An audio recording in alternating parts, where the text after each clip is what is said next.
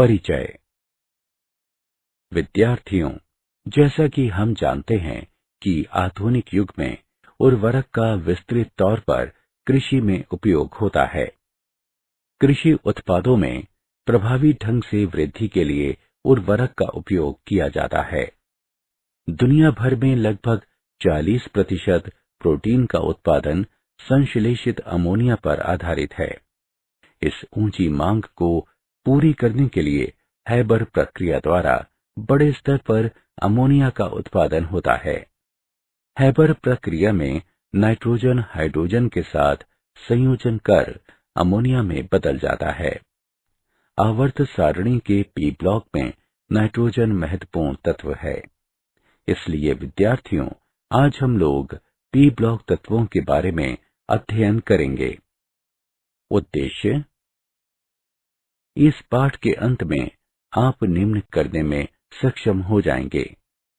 P block तत्वों का वर्णन करना, वर्ग 15 के तत्वों को पहचानना, समूह 15 के तत्वों के गुणों को जानना, नाइट्रोजन के असामान्य गुणों का विश्लेषण करना, डाई नाइट्रोजन के गुणों और उपयोगों की व्याख्या करना, अमोनिया के गुणों और उपयोगों की व्याख्या करना, नाइट्रोजनों के ऑक्साइडों को समझना, नाइट्रिक अम्ल के गुणों और उपयोगों की व्याख्या करना, फास्फोरस के अपरूपों का वर्णन करना और फास्फोरस के हैलाइडों और ऑक्साइडों की व्याख्या करना।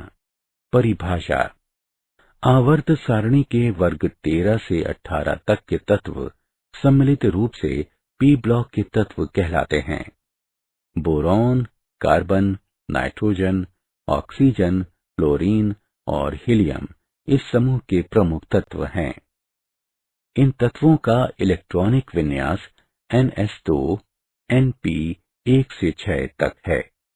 ये बाह्यतम कोश के पी कक्षों को भरते हैं। पी ब्लॉक के तत्व द्वारा प्रदर्शित महत्तम ऑक्सीकरण स्थिति संयोजकता इलेक्ट्रॉनों की संख्या के बराबर होती है। ये महत्तम ऑक्सीकरण स्थिति वर्ग ऑक्सीकरण की स्थिति कहलाती है। वर्ग 15 के तत्व नाइट्रोजन परिवार: नाइट्रोजन, फास्फोरस, आर्सेनिक, एंटिमनी तथा बिस्मिथ आवर्त सारणी के वर्ग 15 के सम्मिलित हैं। इस वर्ग के प्रथम दो तत्व नाइट्रोजन और फास्फोरस अधातुएं हैं। बाद के दो आर्सेनिक और एंटिमनी उपधातुएं हैं। अंतिम तत्व बिस्मिथ धातु है। इस वर्ग के सभी तत्वों की संयोजकता कोश में 5 इलेक्ट्रॉन होते हैं। उनके सामान्य संयोजकता कोश का इलेक्ट्रॉनिक विन्यास ns2 np3 है। वर्ग 15 के तत्वों के भौतिक गुण: परमाणु त्रिज्या: परमाणु संख्या बढ़ने के साथ इसमें भी वृद्धि होती है।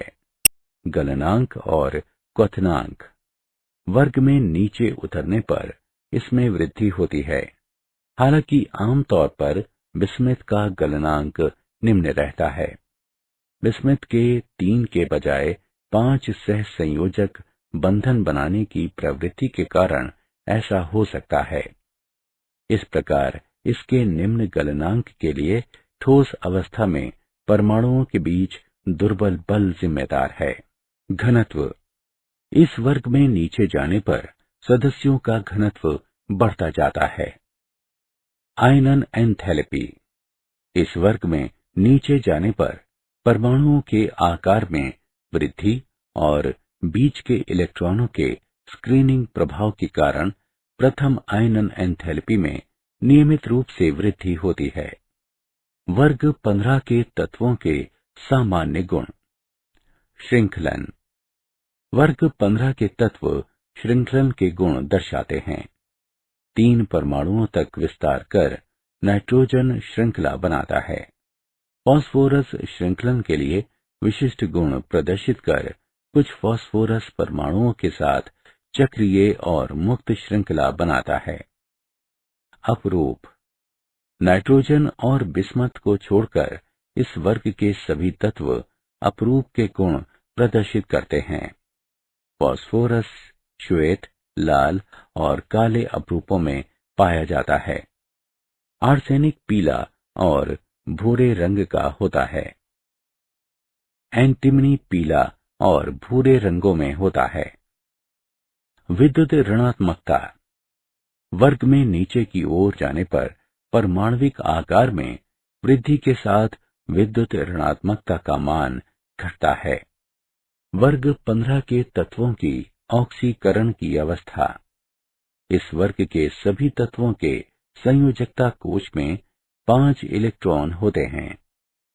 एक आदर्श गैस के विन्यास को प्राप्त करने के लिए इन तत्वों को 3 अतिरिक्त इलेक्ट्रॉनों की आवश्यकता होती है, लेकिन 3 इलेक्ट्रॉनों को प्राप्त करने के लिए बड़ी मात्रा में ऊर्जा की आवश्यकता होती है।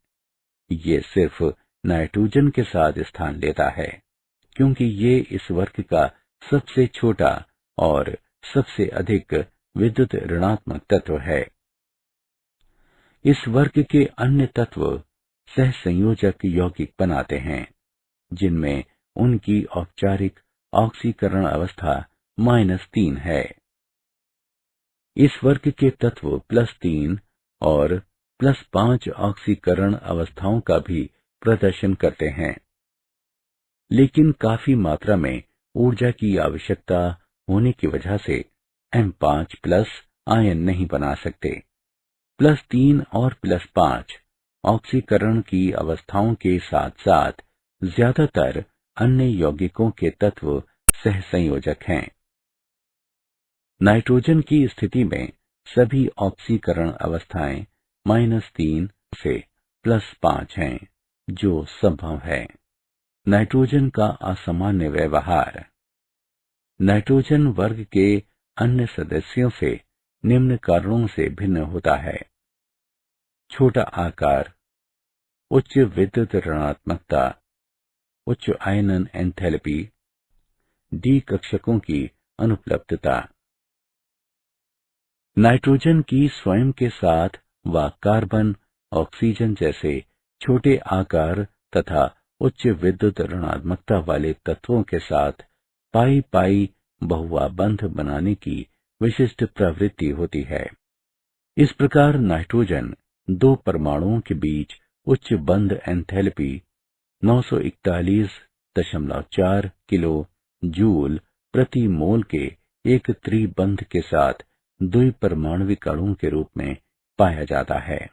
एकल नाइट्रोजन बंध एकल फास्फोरस बंध की तुलना में कमजोर होता है, क्योंकि इसमें आबंध इलेक्ट्रॉनों के उच्च अंतरा इलेक्ट्रॉनिक प्रतिकर्षण के कारण बंध की लंबाई कम होती है। वर्ग 15 के तत्वों के हाइड्राइड। वर्ग 15 के सभी तत्व MH3 प्रकार के हाइड्राइड बनाते हैं। संरचना। सभी हाइड्राइड सहसंयोजक हैं और sp3 हाइब्रिडाइजेशन में शामिल होते हैं।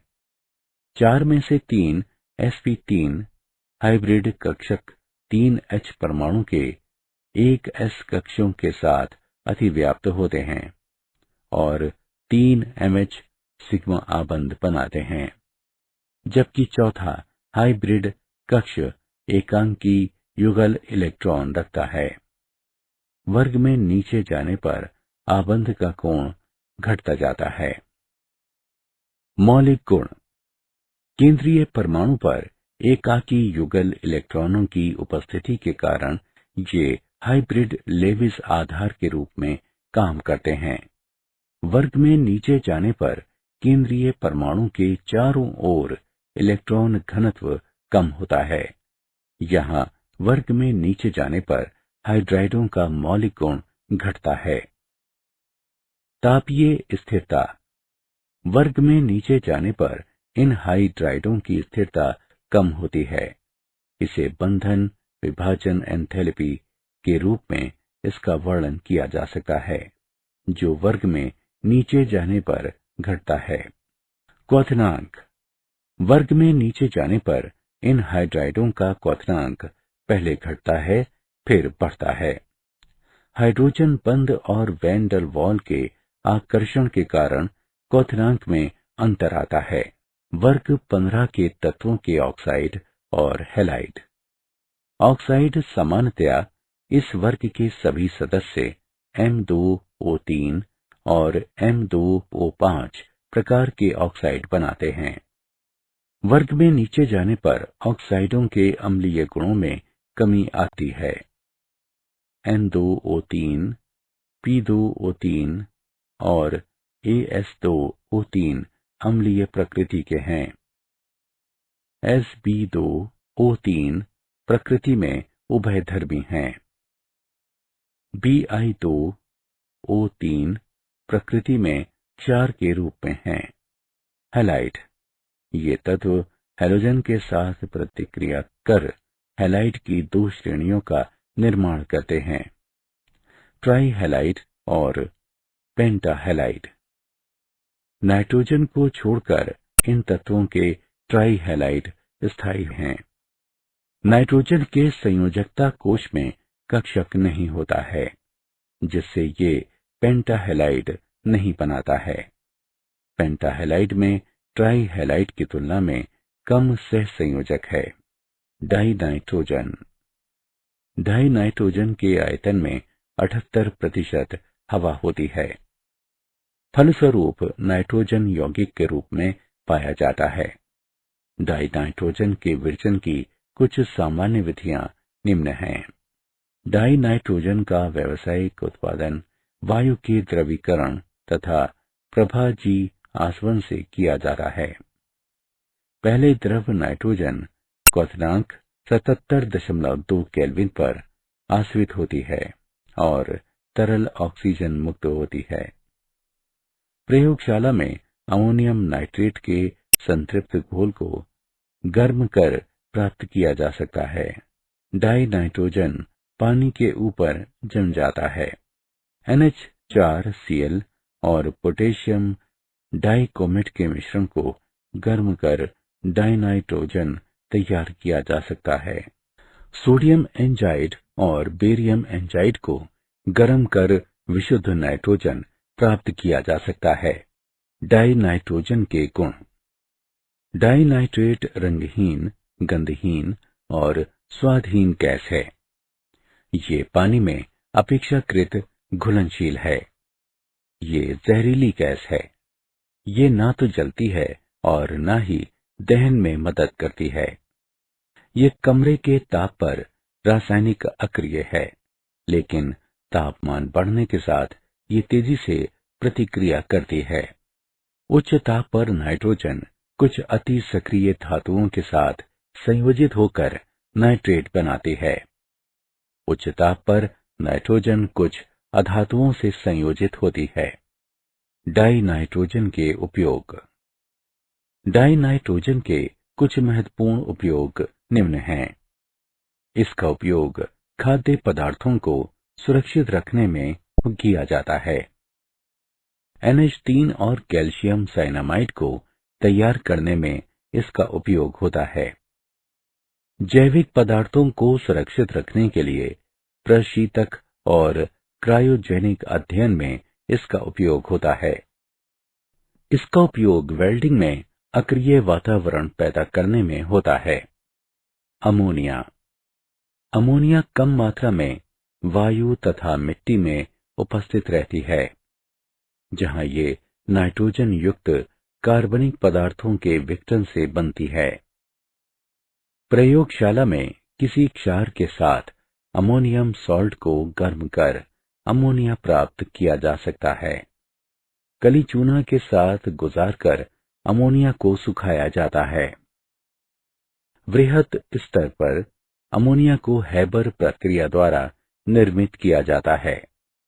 हैबर प्रक्रिया में मुख्य रूप से नाइट्रोजन हवा में ऑक्सीजन से व्युत्पन्न प्राकृतिक गैस से अमोनिया बनती है। अभिक्रिया प्रतिवर्ती होती है और अमोनिया का उत्पादन ऊष्माक्षेपी होता है। 200 से अधिक दबाव और 700 केल्विन के ताप पर उत्प्रेरक अमोनिया का निर्माण करता है। अमोनिया के गुण। अमोनिया एक तीखी गंध वाली रंगहीन गैस है। द्रव और ठोस अवस्थाओं में यह हाइड्रोजन बंधों द्वारा बंधित होती है, जिसके कारण इसके गलनांक व क्वथनांक के मान अधिक होते हैं। नाइट्रोजन परमाणुओं पर एकाकी युगल की उपस्थिति के कारण ये लेविस आधार है। ये त्रिकोणीय पिरामिडी ढांचा है। sp3 हाइब्रिडाइज्ड है और इसका कोण 107 डिग्री है। ये इलेक्ट्रॉन का त्रिबंध युगल और एकाकी युगल है। ये पानी में तीव्र घुलनशील और क्षार में मंद घुलनशील है। ये संक्रमण धातु आयन के साथ समन्वयक सहसंयोजक बंध बना सकता है और जटिल स्वरूप देता है। अमोनिया का उपयोग। अमोनिया के प्रमुख उपयोग निम्न हैं। इसका उपयोग प्रयोगशाला अभिकर्मक और विलायक के रूप में होता है।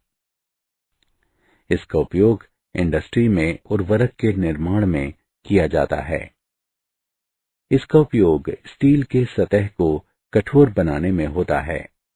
तरल अमोनिया का उपयोग प्रशीतक में होता है। मूल्यांकन। आगे बढ़ने से पहले हम देखेंगे कि आपने क्या सीखा। सही विकल्प को उठाकर उसके संगत स्थान पर रखें। नाइट्रोजन के ऑक्साइड। विभिन्न ऑक्सीकरण की अवस्थाओं में नाइट्रोजन काफी संख्या में ऑक्साइड बनाती है। नाइट्रस ऑक्साइड अथवा नाइट्रोजन एक ऑक्साइड। NH4NO3 अथवा NH4Cl के मिश्रण और NaNO3 को लगभग 500 केल्विन ताप पर सावधानी पूर्वक गर्म करने पर इसे तैयार किया जाता है। हाइड्रोक्सिलेमाइन, हाइड्रोक्लोराइड और NaNO2 घोल को गर्म करके शुद्ध N2O प्राप्त किया जाता है। ये मीठी और सुगंधित रंगहीन गैस है। इसे लाफिंग गैस या हास्य गैस के नाम से भी जाना जाता है। N2O और O2 के मिश्रण का उपयोग चेतना शून्य करने वाली औषधि, खासकर दांतों की सर्जरी में किया जाता है। नाइट्रस ऑक्साइड अथवा नाइट्रोजन 2 ऑक्साइड। लौह आयन के साथ NHO3 के अपघटन से इसे प्राप्त किया जाता है। ये रंगहीन विषैली गैस है। ये तेजी से ऑक्सीकृत होकर भूरे रंग का NO2 प्राप्त करती है। यह ऑक्सीकरण और अपघटन दोनों प्रतिनिधियों की तरह काम करती है। ये अक्रिय, ऑक्साइड और पैराचुंबकीय है।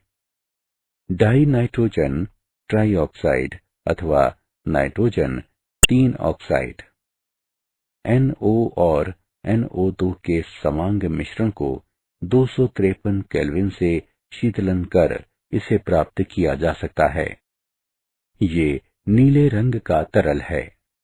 ये बहुत ही अस्थायी है और ये केवल तरल स्वरूप में ही पाया जाता है। ये एक अम्लीय ऑक्साइड है। ये क्षार को निष्क्रिय कर लवण बनाता है जो नाइट्रेट कहलाता है। नाइट्रोजन ऑक्साइड अथवा नाइट्रोजन 4 ऑक्साइड। लेड नाइट्रेट को गर्म कर इसे तैयार किया जाता है। संतृप्त HNO3 को धातु द्वारा अपघटित कर इसे तैयार किया जा सकता है। ये भूरे रंग की गैस है।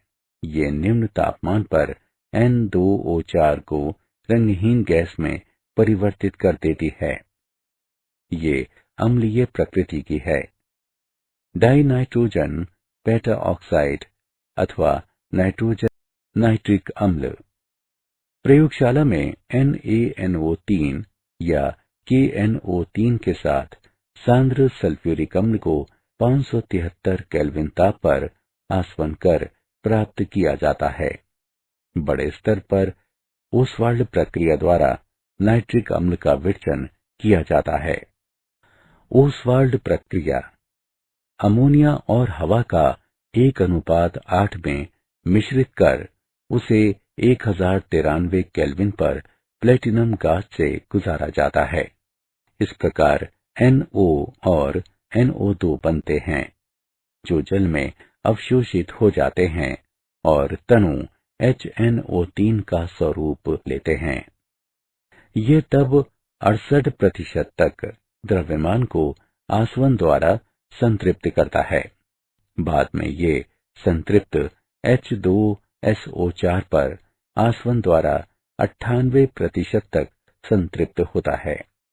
नाइट्रिक अम्ल के गुण: ये रंगहीन धुंधला तरल है, ये कुछ अस्थिर है और NO2 के कारण तेजी से पीले रंग में बदल जाता है और आंशिक रूप से विघटन करता है।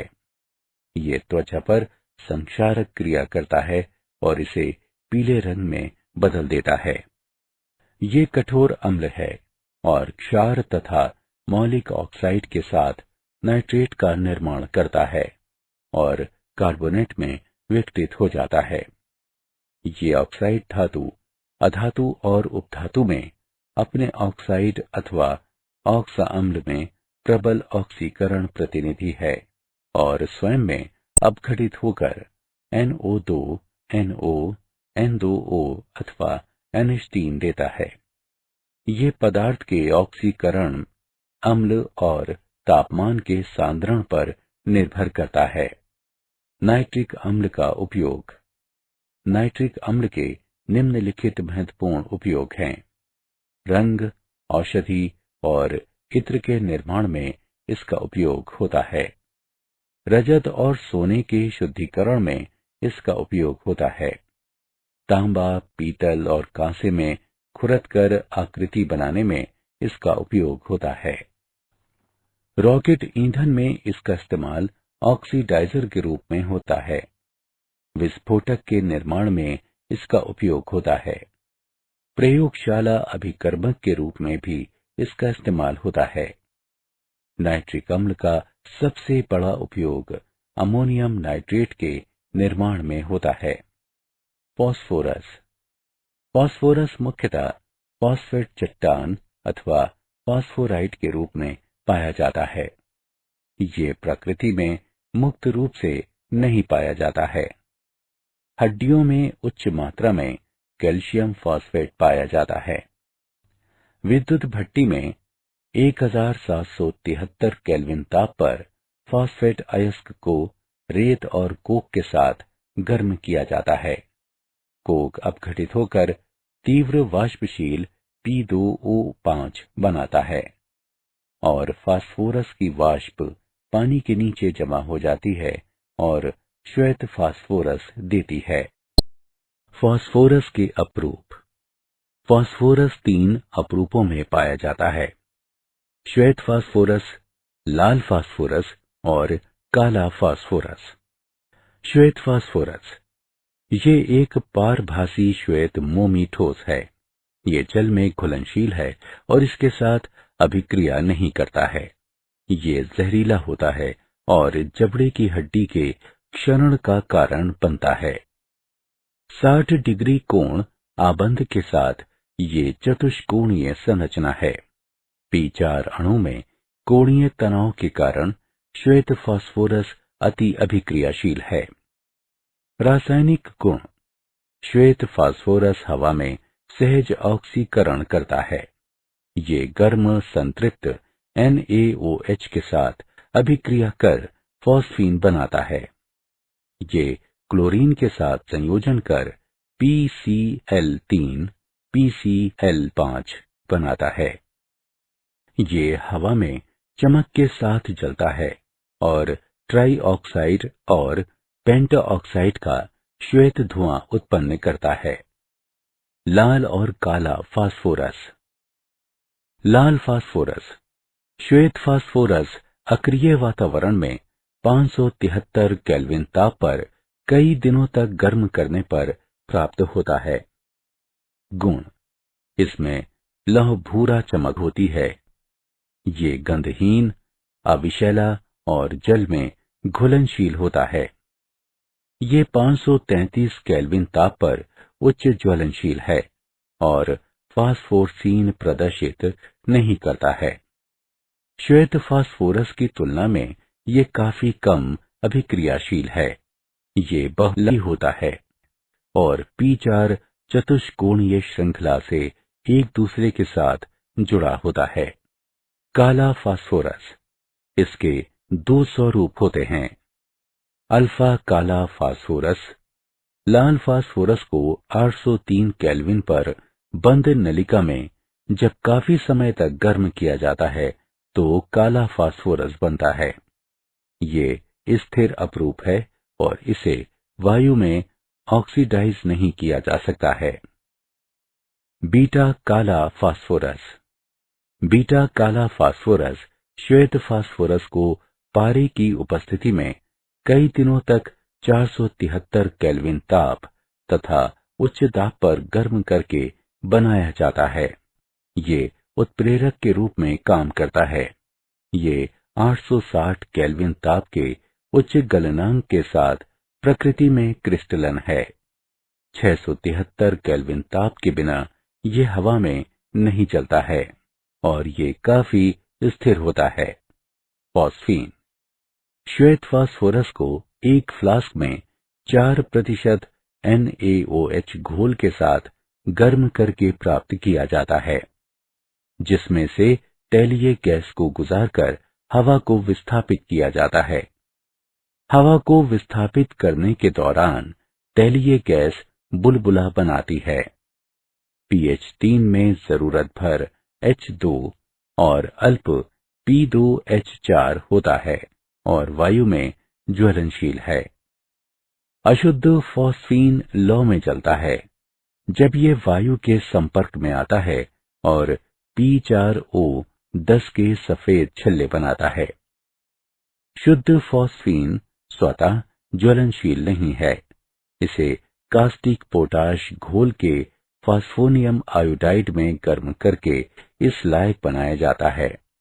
फॉस्फीन के गुण। ये वायु में तेजी के साथ जलकर P2O5 बनाता है, लेकिन शुद्ध रहने पर ये स्वतः ज्वलनशील नहीं है।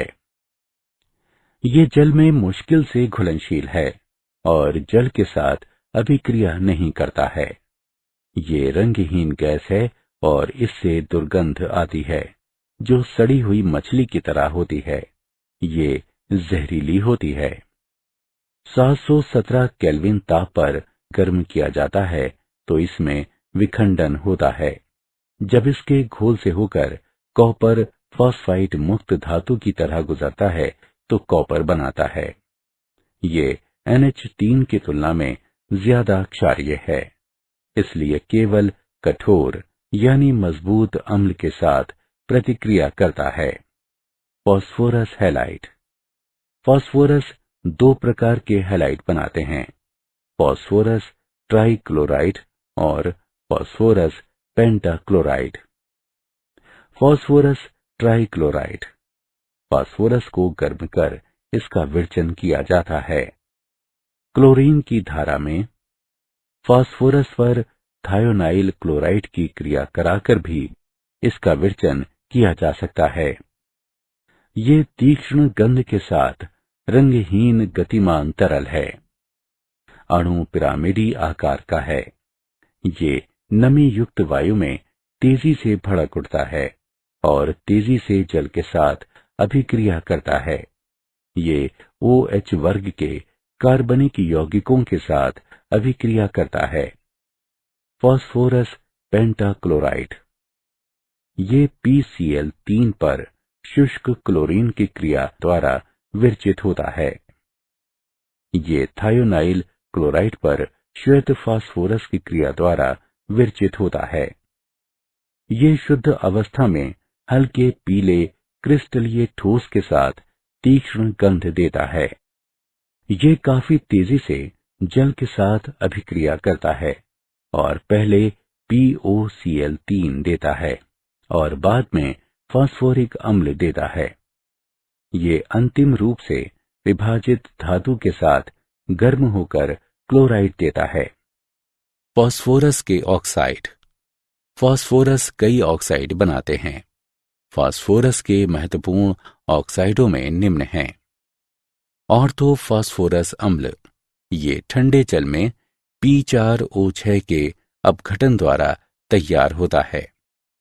PCl3 और पानी से अभिक्रिया कर तत्परता से अभिक्रिया करता है। ये एक ठोस परस्वैदी ठोस है। ये द्विक्षारीय अम्ल है। इसमें तीव्र क्षीणता का गुण होता है। ये अपने लवण घोलक से रजत का आसवन करता है। ऑर्थोफॉस्फोरिक अम्ल H3PO4, ये जल में P2O5 के विघटन से विरचित होता है। ये चट्टान फॉस्फेट पर तनु H2SO4 की क्रिया द्वारा विरचित होता है। ये रंगहीन क्रिस्टलीय ठोस है। ये तीव्र परस्वैदी होता है और गाढ़ा फास्फोरिक अम्ल मुक्त कर जल को अवशोषित करता है। ये त्रिक्षारीय अम्ल है। गर्म करने पर यह लगातार जल के अणु को खोता है और 523 केल्विन ताप पर पायरोफॉस्फोरिक अम्ल और 873 केल्विन ताप पर मेटाफॉस्फोरिक अम्ल मुक्त करता है। ये AgNO3 घोल के साथ अभिक्रिया करता है और पीला तलछट मुक्त करता है। पायरोफॉस्फोरिक और मेटाफॉस्फोरिक अम्ल। पायरोफॉस्फोरिक अम्ल 473 से 523 केल्विन ताप के बीच ऑर्थोफॉस्फोरिक अम्ल के गर्म करने पर ये प्राप्त होता है। ये श्वेत क्रिस्टलीय ठोस है और प्रकृति में चतुष्क्षारीय है। तेजी से इसे गर्म करने पर यह जल के कण का त्याग करता है और मेटाफॉस्फोरिक अम्ल देता है। मेटाफॉस्फोरिक अम्ल, ये ठंडे जल में P2O5 के विघटन से विरचित होता है। ये H3PO4 को 873 केल्विन ताप पर गर्म करके भी प्राप्त किया जा सकता है। ये एक परस्वैदी ठोस है। ये मोनोमेरिक एकलक स्वरूप में नहीं होता है, लेकिन पॉलीमेटाफॉस्फेरिक अम्ल HPO3N में होता है। ये एक क्षारीय अम्ल है। क्या आप जानते हैं, डैनियल रदरफोर्ड ने 1772 में नाइट्रोजन की खोज की थी। फास्फोरस शब्द ग्रीक के दो मूल शब्दों फॉस, जिसका अर्थ है प्रकाश, और फॉरस, जिसका अर्थ वाहक है, से बना है। नाइट्रोजन परिवार के 6 तत्व एक साथ मिलकर भूपर्पटी के वजन से 0.2 से कम भार देते हैं। सारांश। आइए हमने जो कुछ सीखा है उसे संक्षेप में दोहराएं। नाइट्रोजन, फास्फोरस, आर्सेनिक, एंटीमनी तथा बिस्मथ आवर्त सारणी के वर्ग 15 के सम्मिलित हैं। इनके संयोजकता कोश में 5 इलेक्ट्रॉन होते हैं। उनके सामान्य संयोजकता कोश का इलेक्ट्रॉनिक विन्यास NS2 Np3 है।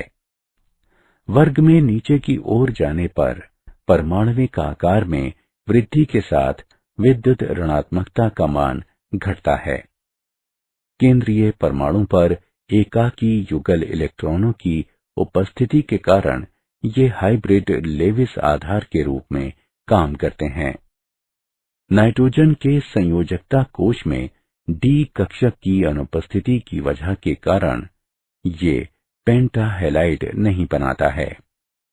हैबर प्रक्रिया में मुख्य रूप से नाइट्रोजन हवा में ऑक्सीजन से व्युत्पन्न प्राकृतिक गैस से अमोनिया बनता है। ये एक पारभासी श्वेत मोमी ठोस है। ये जल में घुलनशील है और इसके साथ अभिक्रिया नहीं करता है।